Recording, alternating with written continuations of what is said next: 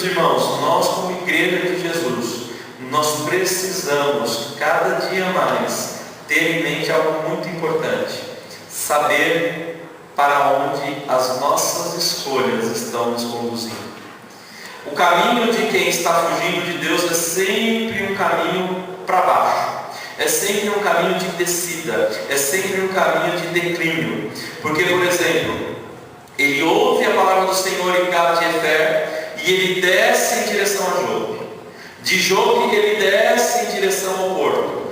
No porto ele entra no navio. Do navio ele desce em direção à parte inferior do navio. Ele desce ao porão. E do porão ele sai para quê? Para descer ainda mais, para ser lançado e jogado ao mar. E no mar ele desce ainda mais, porque um grande peixe o engole e ele agora está nas profundezas dos mares, na barriga, no ventre de um grande peixe. O caminho de fuga da vontade de Deus é um caminho sempre de descida, é um caminho sempre íngreme, é um caminho sempre de escolhas que nos levam cada vez mais para baixo. E Jonas, ele está nessa situação, ele está reconhecendo na presença do Senhor que as suas escolhas chegaram e levaram ele àquele ponto. Então a primeira lição que nós só aprendemos na dependência do Senhor é a percepção quanto à disciplina e livramento do Senhor. Quem não depende do Senhor não percebe nem disciplina e não percebe nem livramento de Deus. O camarada passa por uma situação difícil e ele acredita que ele passa por uma situação difícil porque Deus está sendo injusto com ele, porque ele não vê a disciplina de Deus na vida dele. O camarada passa por uma situação de sofrimento e ele passa por uma situação de luta e ele culpa outras pessoas e ele não reconhece culpa nenhuma naquilo, porque ele não reconhece a ação de Deus na sua vida. E a mesma coisa ao contrário. A pessoa que não confia em Deus jamais reconhece o livramento do Senhor.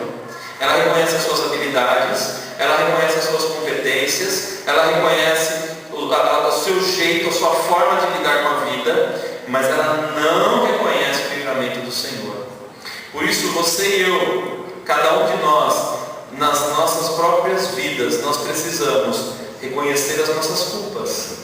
Nós precisamos também reconhecer o livramento do Senhor a cada dia no nosso caminhar, na nossa trajetória. Reconhecer que Deus é conosco, reconhecer que Deus, Ele é Senhor sobre as nossas vidas, Senhor sobre os nossos momentos de alegria e de tristeza, Senhor sobre as nossas lutas, Senhor sobre as nossas vitórias, Senhor sobre as nossas derrotas, Senhor sobre os nossos aprendizados. Ele é o Senhor. Essa lição a gente só aprende na dependência de Deus. Se você não estiver na dependência de Deus, você não aprende. Segunda grande lição que o profeta Jonas aprendeu: a noção quanto aos nossos próprios descaminhos e as suas consequências. Ele percebe as consequências das suas inconsequências. Diz assim o texto: eu disse, fui expulso da sua presença, contudo olharei de novo para o teu santo templo. As águas agitadas me envolveram, o abismo me secou, as águas marinhas se enrolaram em minha cabeça, afundei até os fundamentos dos montes, a terra cujas trancas estavam me aprisionando para sempre. Mas tu trouxeste a minha vida de volta da cova, ó Senhor.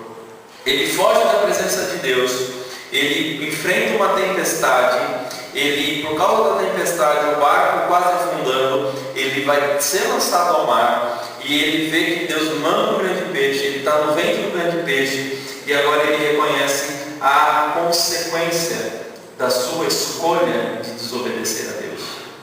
Ele reconhece que o seu ato inconsequente trouxe consequências para a sua vida e para a sua própria existência. E o que é mais irônico nessa fala de Jonas, na sua oração, é que ele chega a dizer o seguinte: fui expulso da tua presença, contudo olharei de novo para o teu santo templo. A coisa que ele mais queria era fugir da vontade de Deus, ele foge. A coisa que ele mais queria era fugir daquilo que Deus queria para a vida dele, ele foge. E quando ele se vê longe disso, quando ele se vê numa condição de distanciamento dessa realidade, qual é o desespero que vem bater na porta do seu coração? O anseio de voltar a desfrutar da presença de Deus. Isso não existe tão comumente nas igrejas. Você diz assim: olha, Carlos, eu conheço pessoas que não estão mais no ambiente da comunhão dos santos, não estão mais comungando conosco na igreja, caminhando com a Escritura, obedecendo a Jesus de Nazaré, mas muitas dessas pessoas não têm no coração um desespero, um profundo senso de temor por ter saído da vontade de Deus e por ter saído do desfrute da presença de Deus. Quantas pessoas não deixam as nossas igrejas sem o menor temor e sem a menor noção de pavor por sair da vontade de Deus? Quantas pessoas não deixam as nossas igrejas e não são acometidas por esse sentimento de desespero, de querer voltar para onde Deus estava agindo efetivamente na vida delas, querer voltar naquilo que nós chamamos para o centro da vontade de Deus, querer voltar a fazer aquilo que é a vontade de Deus? Quantas pessoas hoje não têm sequer esse sentimento de Jonas? Ele sai da vontade de Deus, ele foge da vontade de Deus, ele busca um caminho oposto ao que Deus quer. E quando ele consegue isso, o que ele sente? Desespero. E o que é irônico é que ele chega a falar o seguinte: olharei de novo para o teu santo templo, novamente voltarei a desfrutar da presença do Senhor. Ele buscou tudo isso, ele conseguiu o que ele queria, mas ele não está feliz. Por que ele não está feliz? Porque não existe felicidade, não existe satisfação, não existe verdadeiro contentamento longe de Deus.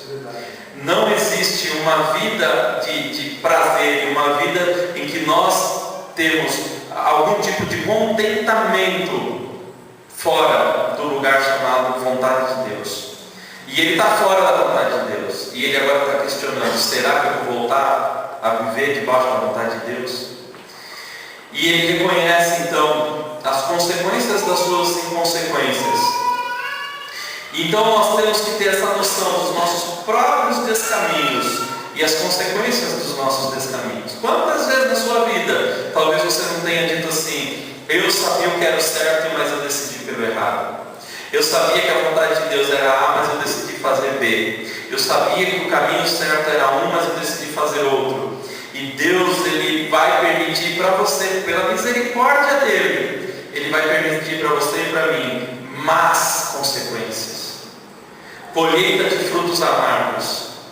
E a única solução que nós temos é, em meio a isso, em dependência e contrição, reconhecer os nossos próprios erros, reconhecer os nossos próprios descaminhos e reconhecer as consequências absolutamente trágicas que as nossas más escolhas acarretam e trazem para as nossas vidas.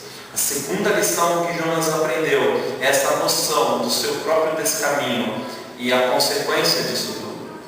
Meus queridos irmãos, é muito difícil o ministério pastoral nos nossos dias, e mesmo o ministério missionário, porque nós estamos diante de uma geração e de uma sociedade que não tem esse hábito de reconhecimento de culpa, não tem esse hábito de reconhecimento de caminhos errados e descaminhos na vida.